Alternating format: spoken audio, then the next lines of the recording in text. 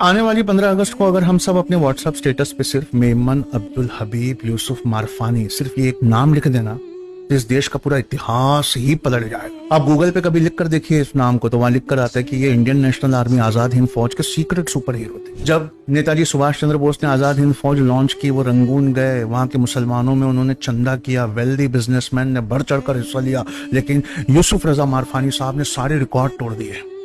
उन्होंने अपना सारा कैश, सारी ज्वेलरी, सारी प्रॉपर्टी लाकर नेताजी के कदमों में रख दी और रख कर उन्होंने कहा कि हुजूर, ये मेरे पास जो कुछ था मैंने दिया। कितना था? 1,03,00,000। इसको देखकर वहां एक नाबीना औरत थी, वो जोर से रो पड़ी। नेताजी उनके पास गए, पर्दादार बुजुर्ग औरत से पूछा, अम्मा क्यों रोती हो?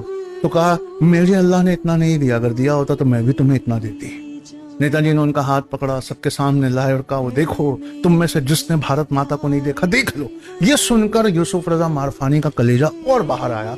उन्होंने कहा, हुजूर, मैंने अपना सब कुछ तो कुर्बान कर दिया, लेकिन जान अभी भी बाकी है। मुझे वो वर्दी दीजिए आजाद हिंद फौज की, ताकि मैं आपके साथ देश की सेवा कर सकूं। कभी गूगल पे टाइप करके देखना, फर्स्ट सेवक के हिंद मेडल किसको मिला था, नाम निकल कर आएगा, यूसुफ रजा मारफानी। तो हम चैट जीपीटी के पास गए और उससे पूछा कि भाई ये उस जमाने का 1,03,00,000 आज के जमाने का कितना होता है।